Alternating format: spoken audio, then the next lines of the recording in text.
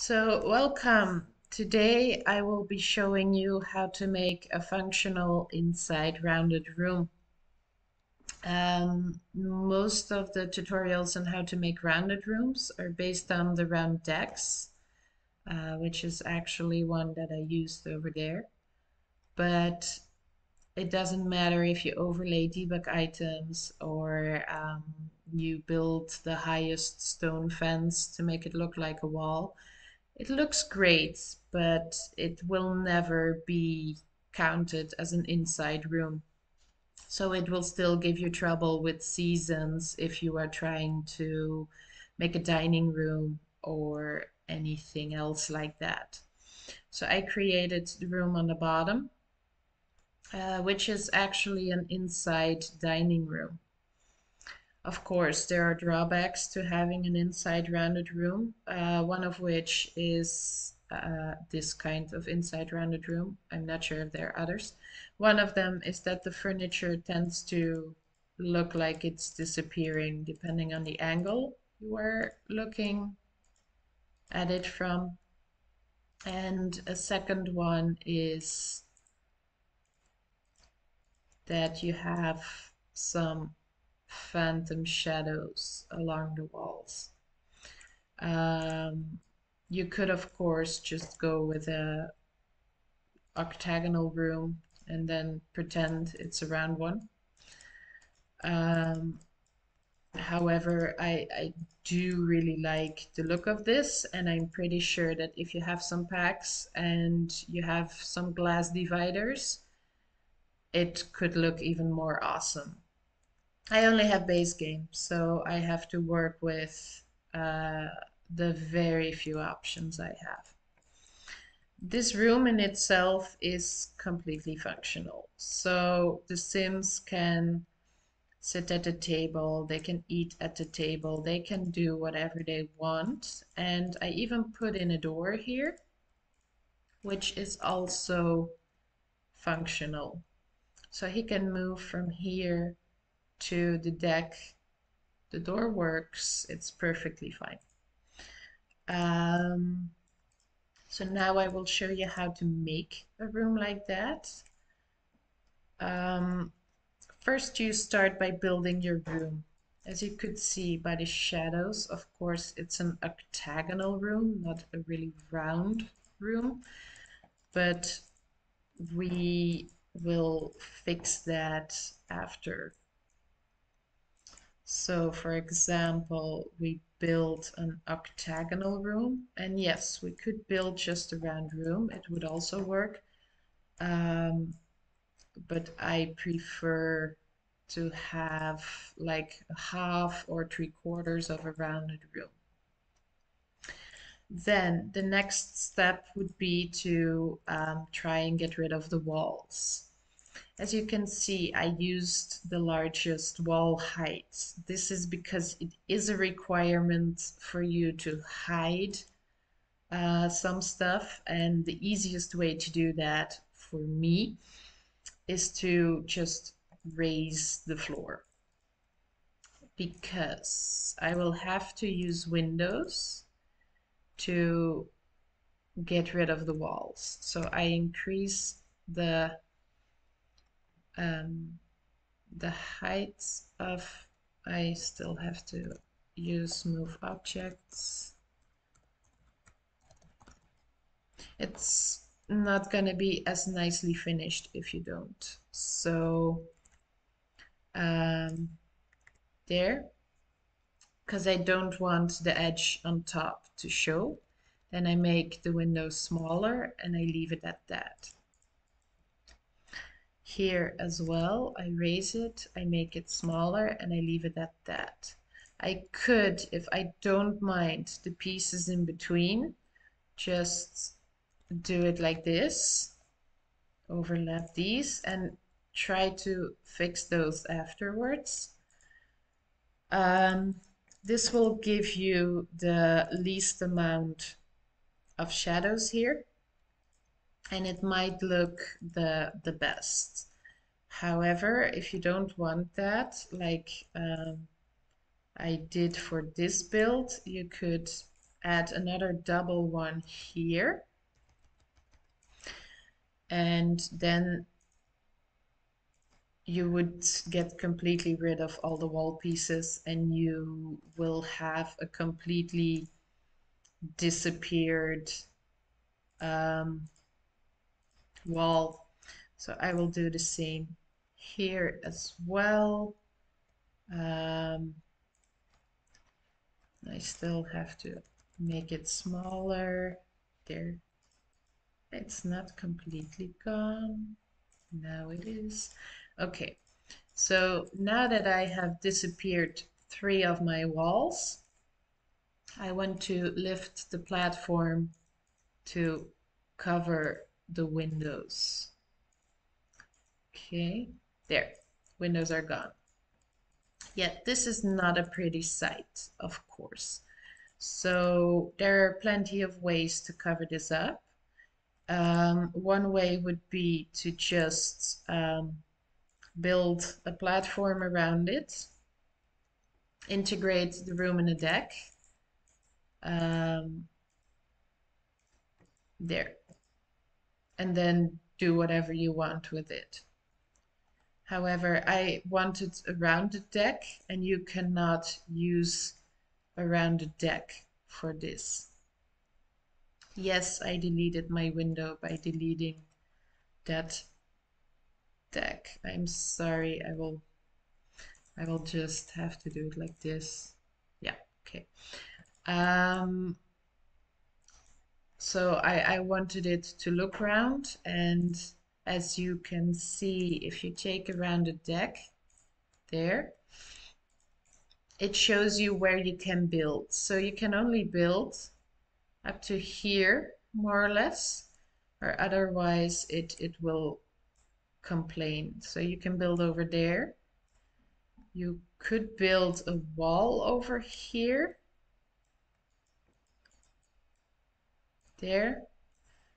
But you cannot finish this one off. So that's why you cannot use a rounded deck. It will only let you finish it off if you build outside of the shiny part. So I finished this one off using a fountain. Yes, I know, and if you zoom out, it gets low res, but it still looks kind of nice. Now, I don't use tool.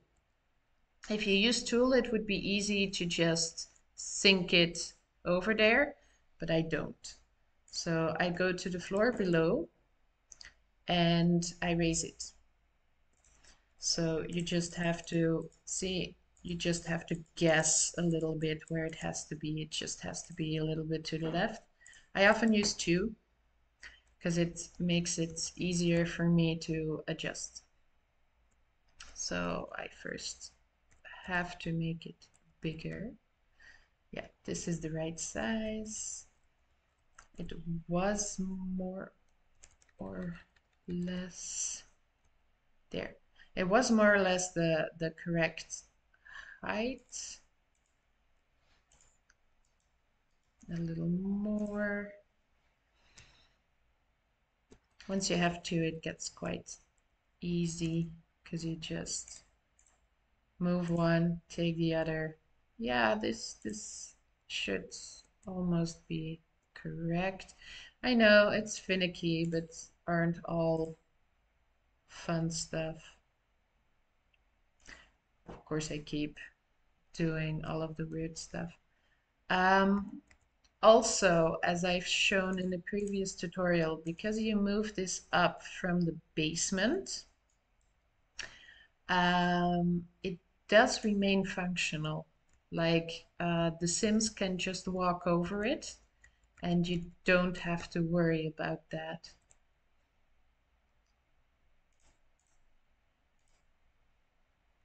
It's too high. See, I wanted to merge or to float right over the floor. There. The placement is good. I want to try getting it one lower.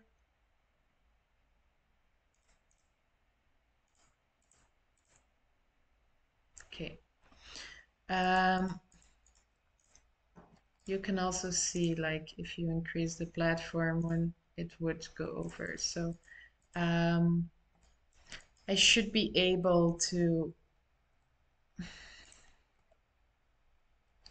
get this one lower still.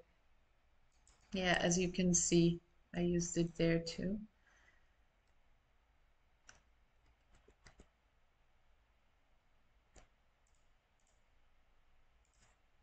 Yeah, this is perfect. Okay. I tried to do it like this because then it integrates nicely with the floor. And either you can put a white marble on the floor, which almost,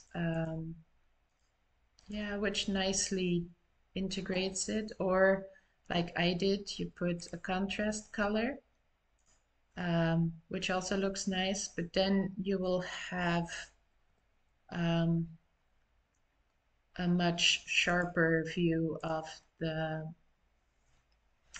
low res. So this is basically a rounded room. As you can see, phantom shadows there, less there because I only used one window.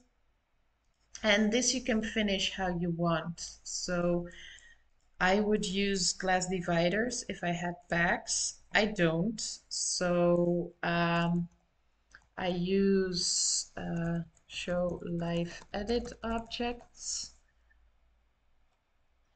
and I end up using these.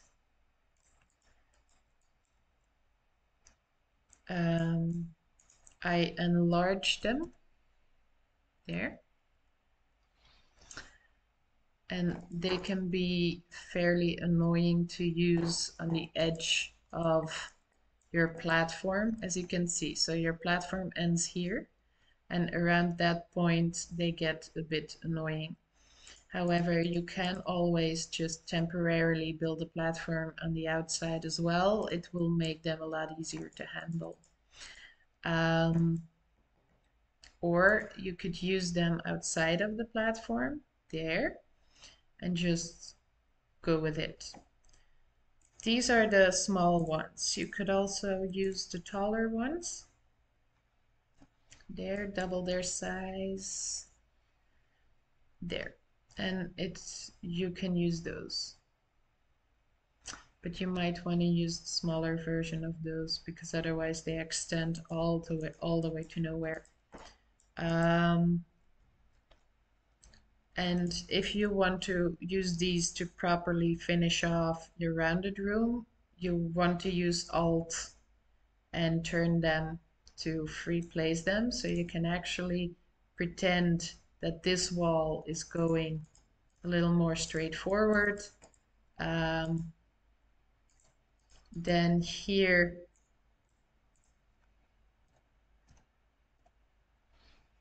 you might want to have them look still a little bit over there, and just like that you can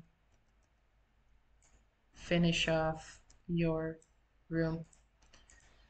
And this makes it look more round because you follow the shape of the rounded room and not the shape that you had with the octagonal room. So this is how you make an inside rounded room. If you want to add a door, you can really just add it. So you have to make sure you have the right size. For this one, you can see it's a bit high to use a high door. You could still use any of the lower doors. It should be fine. And you can place them in the existing wall. So that's why I placed them to the side here, because it just looked better overall for the rounded room to start on the side. If you place it on one of the diagonal parts in front, you kind of lose the edge you had. So That's why here I placed it on the side. You can overlap them with the windows that you shrunk. It's not a problem. Sims are able to use doors that overlap with windows. So that's how you do it. Thank you for watching, and I would say have some fun with it.